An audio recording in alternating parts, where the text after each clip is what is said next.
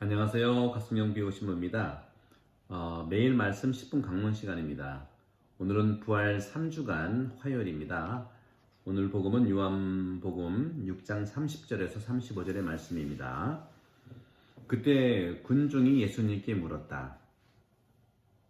그러면 무슨 표징을 일으키시어 저희가 보고 선생님을 믿게 하시겠습니까? 무슨 일을 하시렵니까? 그분께서는 하늘에서 그들에게 빵을 내리시어 먹게 하셨다는 성경 말씀대로 우리 조상들은 광야에서 만나를 먹었습니다. 예수님께서 그들에게 이르셨다. 내가 진실로 진실로 너희에게 말한다. 하늘에서 너희에게 빵을 내려준 이는 모세가 아니다. 하늘에서 너희에게 참된 빵을 내려주시는 분은 내 아버지시다. 하나님의 빵은 하늘에서 내려와 세상에 생명을 주는 빵이다. 그들이 예수님께 선생님, 그 빵을 늘 저희에게 주십시오 하자 예수님께서 그들에게 이르셨다. 내가 생명의 빵이다. 나에게 오는 사람은 결코 배고프지 않을 것이며 나를 믿는 사람은 결코 목마르지 않을 것이다. 주님의 말씀입니다. 그리스도님 찬미합니다. 네, 오늘 복음 말씀의 주제를 저는 제목을 하늘에서 내려온 빵 또는 빵장사 예수님 이렇게 한번 해볼까요? 오늘 6장 31절에 보시면 이제 군중하고 대화인데요. 군중이 그러면 무슨 표징을 일으키셔서 우리가 보고 선생님을 믿겠습니까? 믿게 하려면 뭘 하겠습니까? 하면서 얘기를 했더니 그분께서는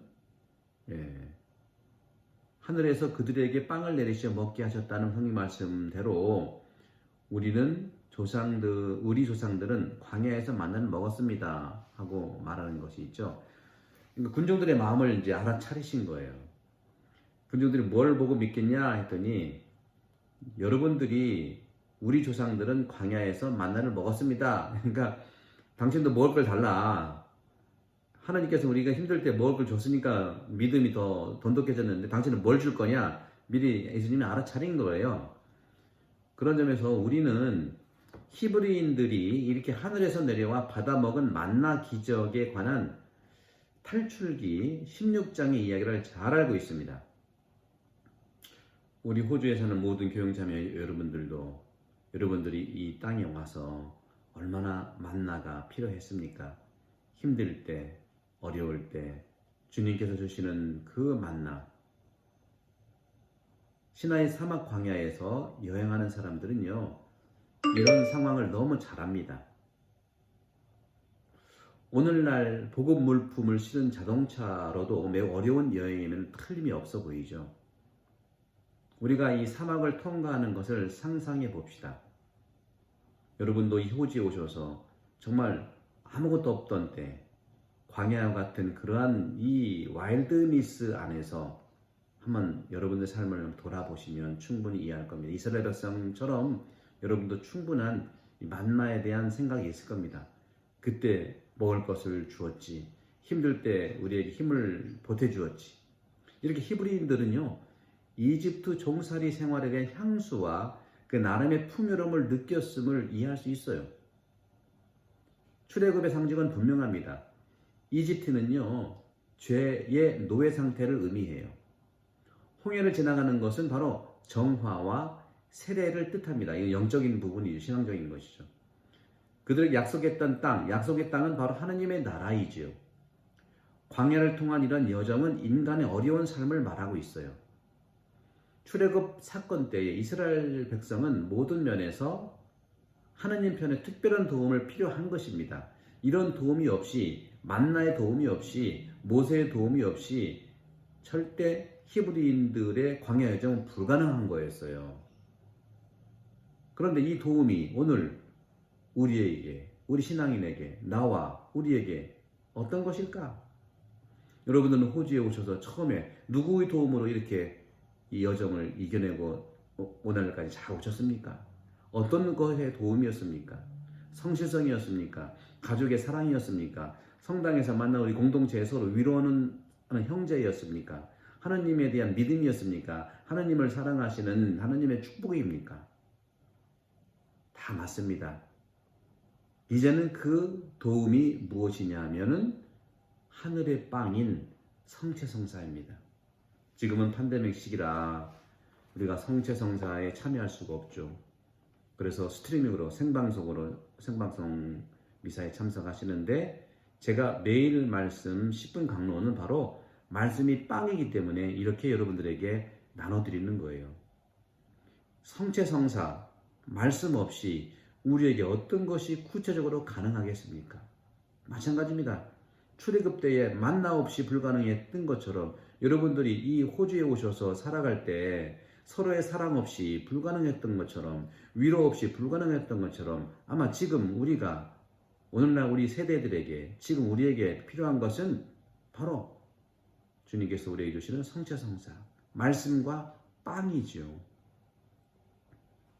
요한복음 6장 32절 이렇게 말합니다. 예수님께서 하늘에서 너희에게 빵을 내려준 이는 모세가 아니다. 모세도 도구입니다. 손가락으로 해를 가리켜 보세요. 해가 목표지 손가락이 목표가 아니지 않습니까? 손가락도 중요해요. 방향을 잘 잡아주니까. 모세는 방향을 잡았던 사람이고요. 하늘에서 너희에게 참된 빵을 내려주시는 분은 내 아버지시다. 손가락이 아니라 해라는 뜻이죠. 이렇게 성체성사는 우리 삶의 여정을 위한 음식입니다. 전통적으로 가톨릭 교회는 주님께 가는 길을 마지막 이 세상에서 준비하는 병자들에게 주님의 성체를 영해드리는 아름다운 성사를 거행해 왔어요. 소위 우리가 알고 들어왔던 종부성사예요. 하지만 정확한 교회 용어는 비아티쿰이라는 노자 성체입니다. 그런데 병자들 가운데 이 노자 성체를 영하는 종부성사를 간혹 기피하는 경향을 보이곤 했어요. 왜냐하면 병자나 가족들은 죽을 때 받는 성사로만 우회를 해서 나온 것입니다. 물론 죽음을 적극 원하는 자는 없지요. 소위 종부성사는요, 죽음의 성사가 아니고 주님을 모시는 영원한 생명을 받는 성사이지요. 2차 바다원 공의 이후에 하지만 병자 성사는 환자의 상황에서 오직 한 번만이 아니라 종종 받을 수 있어요. 만나를 늘 받을 수 있는 것처럼 우리 영성체를 늘 영하는 것처럼 그러니까 환자들에게도 환자 봉송체를 자주 보내드리는 것이 그들의 영신사정에 매우 유익하고 실제로 하느님의 영원한 생명을 받아들이는 신앙 행위인 거죠. 이 팬데믹 시기가 지난 다음에 저도 준비했던 환자 봉송체는 시부님들이 한 달에 한 번 하지만 팬데믹 시기가 지나면 더 고려하고 해서 지난번에 작년에도 준비했었죠. 구역별로 이 성체를 영할 수 있는 성체 영하는 봉송체자들을 잘 선별하고 교육을 좀 해드려서 일주일에 한 번 정도는 이 영성체를 할 수 있도록 해야 되겠습니다. 하느님의 빵은 하늘에서 내려와 세상에 생명을 주는 빵입니다.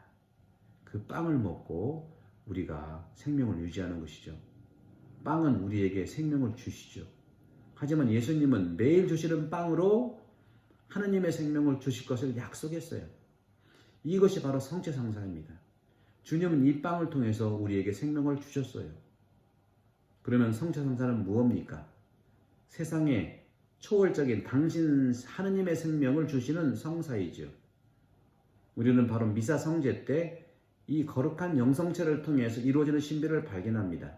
이 거룩한 영성체는 하느님의 생명이 우리 안으로 들어와 우리의 생명을 되는 사건인데 다시 말하면 영성체를 통해서 거룩한 성체가 하느님의 생명으로 머무는 것이 아니라 바로 인간 생명, 내 생명, 우리의 생명이 되는 기적을 이루는 거죠. 우리 생명이 되는 거예요. 따라서 우리는 영성체로서 영원성으로 들어가는 힘이 생겨나고 성장해 나간다는 겁니다. 그러니까 우리가 영성체를 받아서 내 생명이 됐으면 우리도 이제 세상으로 나아가서 어려운 이웃들에게 성체성자의 삶으로 나눠줘야겠죠. 그것이 바로 팬데믹 시기에 우리가 만들어서 나가려고 하는 완벽하지는 않지만 우리의 삶을 쪼개는 삶이 바로 지금 사회사목위원회가 준비하고 있는 키트, 개인용 키트를 좀 준비하고 있고, 많지는 않지만 시작하려고 하죠. 이런 것들 하나씩 여러분 기도해 주시고 지지해 주시면 좋겠어요.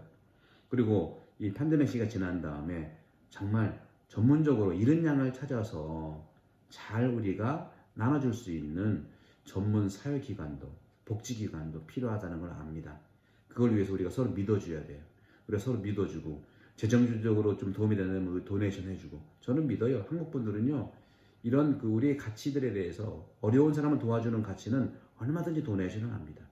그런 점에서 주님께서 말씀하신 이 기적, 영성체의 성체성사의 삶을 성당 안에서뿐만 아니라 이제 세상 안에서의 성체성사가 될 수 있도록 이 팬데믹 시기에 말씀으로 무장하고 또 영성체의 삶을 살도록 서로 가족 안에서도 기도하도록 하십시다. 성부와 성자와 성령의 이름으로 아멘. 감사합니다.